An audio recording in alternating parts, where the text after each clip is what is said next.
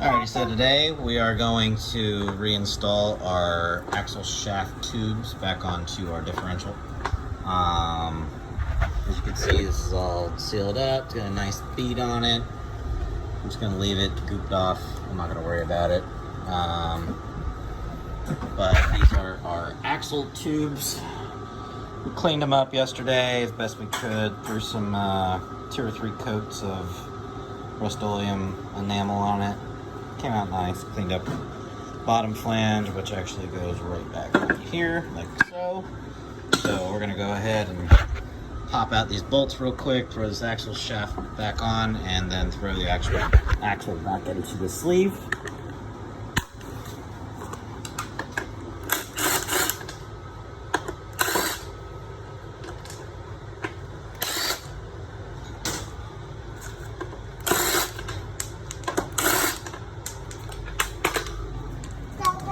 Yeah, buddy. Oh, thank you. What's up with you and the nut drivers? Driver.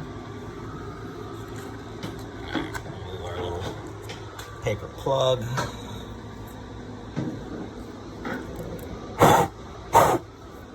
And debris out of there. There is a little galley right here. It's got a little lip on it. Let me see that. Just got a little lip on it. I would imagine that's for the dirt that does get in there to get out. I'm not 100% sure because there's not a flange, there's not a little knockout on here to fill in that void. So, but anyway, important to remember which axle tube goes back on the proper spot. The driver's side has this big bung here that is to center the swing arm for the axle. Is what centers it, so you don't have to worry about trying to get up underneath there with a tape measure to center everything.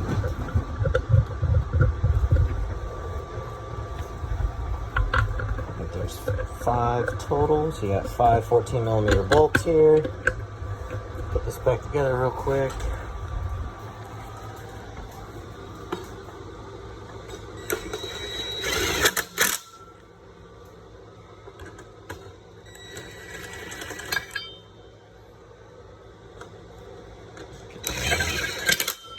Swivel right now. Let's get a different swivel.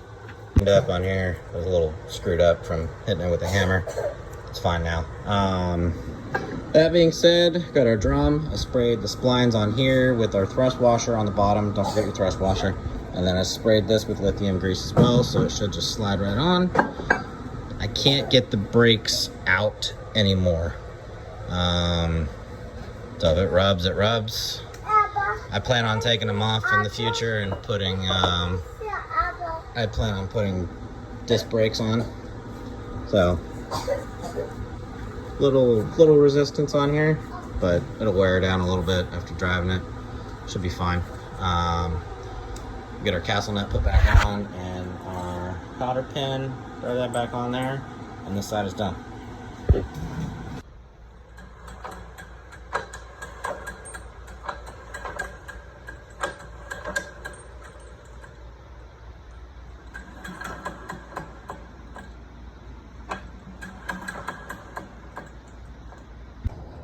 So today we started putting back together our EzGo rear end. We just put our speed gears in, put the axle shafts back in, put the drums back on, and we noticed a problem. Shocker, it's taken back apart.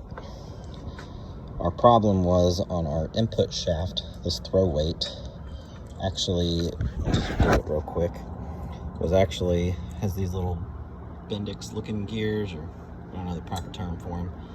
One of these gears was actually thrown out, just like that.